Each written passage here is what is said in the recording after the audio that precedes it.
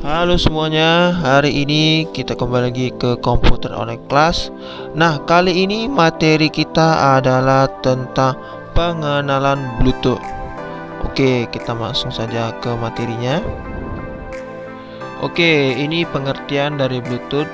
Nah, jadi Bluetooth itu adalah suatu peralatan media komunikasi yang dapat digunakan untuk menghubungkan sebuah perangkat komunikasi dengan perangkat komunikasi lainnya. Bluetooth umumnya digunakan untuk handphone, komputer, PC, tablet, dan lain-lain. Nah, fungsi Bluetooth yaitu untuk mempermudah berbagai atau sharing file, audio, menggantikan penggunaan kabel, dan lain-lain. Nah, jadi itulah fungsi atau pengertian dari Bluetooth. Nah, pada dasarnya teknologi Bluetooth ini diciptakan bukan hanya untuk menggantikan atau menghilangkan penggunaan media kabel dalam melakukan pertukaran data atau informasi, tapi juga mampu menawarkan fitur yang bagus atau baik untuk teknologi mobile wireless atau tanpa kabel dengan biaya relatif rendah, konsumsi daya rendah, interoperability yang sangat menjadikan mudah dalam pengoperasian, dan juga mampu menyediakan berbagai macam layanan. Jadi Bluetooth ini sangat inovatif dan juga dia sangat mempermudah kita dalam menggunakan alat-alat. Oke, lalu kita masuk ke cara kerja Bluetooth. Nah, Bluetooth bekerja dengan memakai frekuensi radio. Untuk jaringan Bluetooth, dia bekerja di frekuensi 2.402 GHz hingga 2.480 GHz. Nah, cara kerjanya itu adalah setiap perangkat harus memiliki Bluetooth di dalam perangkatnya. Contoh handphone, laptop, dan lain-lain, dia harus ada Bluetooth di dalamnya. Lalu diaktifkan Bluetoothnya di setiap perangkat dan dikoneksikan. Contohnya seperti di gambar itu. Laptop memiliki Bluetooth dan handphone juga memiliki Bluetooth. Ketika kita hidupkan lalu kita konekkan, bisa carilah nama Bluetoothnya. Misalnya nama Bluetooth laptop ini. Nah, ketika dia sudah terkonek, maka kedua perangkat ini bisa saling terhubung, bisa saling berbagi file, sharing sesuatu, dan lain-lain. Lanjut kita masuk ke fungsi Bluetooth. Nah, yang pertama fungsi Bluetooth itu adalah untuk mengirim dan menerima data atau file. Nah, jadi fungsi pertama dari Bluetooth adalah untuk mengirim serta menerima data atau file. Nah, pengguna bisa menggunakan Bluetooth agar bisa mengirim file berupa dokumen, lagu, gambar, serta data lainnya yang ada di handphone kita. Nah, jadi dia bisa antara handphone ke handphone, handphone ke laptop, atau komputer ke handphone. Nah, untuk cara mengirimnya juga sangat mudah dilakukan, yakni dengan mengaktifkan Bluetooth di setiap perangkat. Kemudian cari perangkat Bluetooth yang sudah tersedia lalu dihubungkan.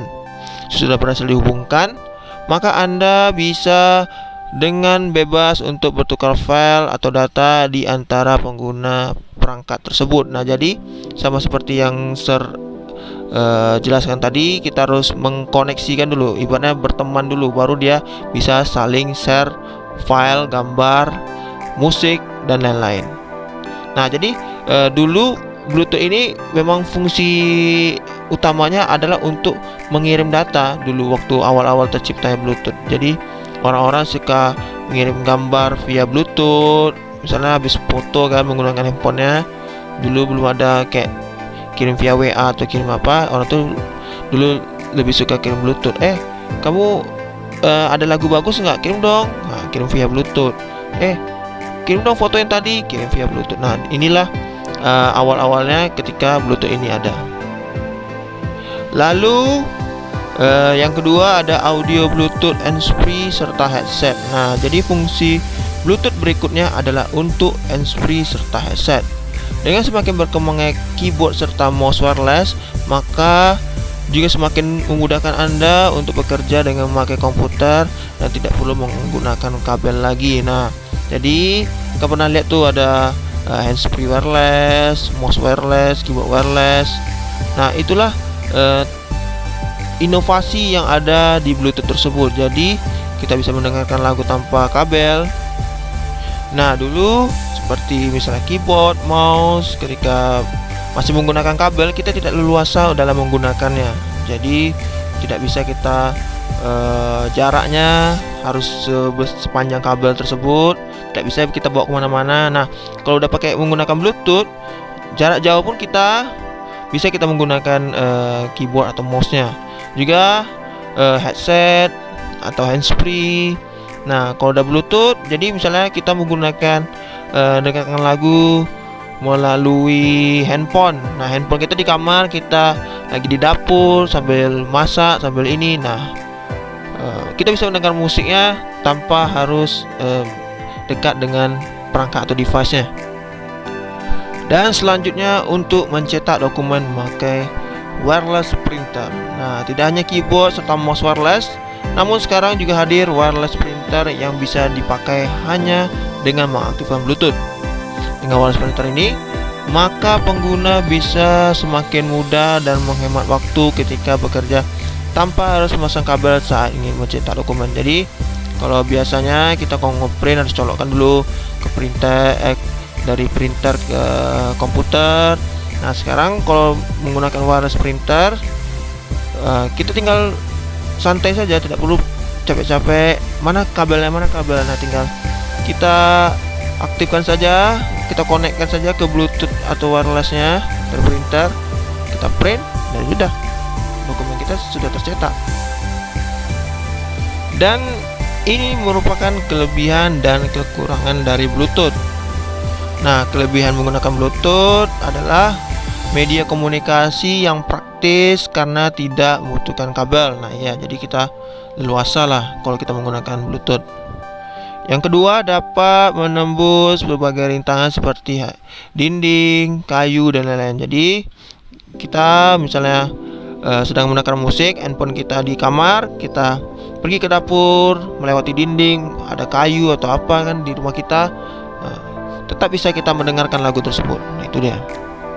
Lalu dapat melakukan sinkronisasi data dari perangkat mobile dengan komputer atau laptop. Jadi dia saling terhubung datanya antara handphone dengan komputer atau handphone dengan handphone dan sebagainya.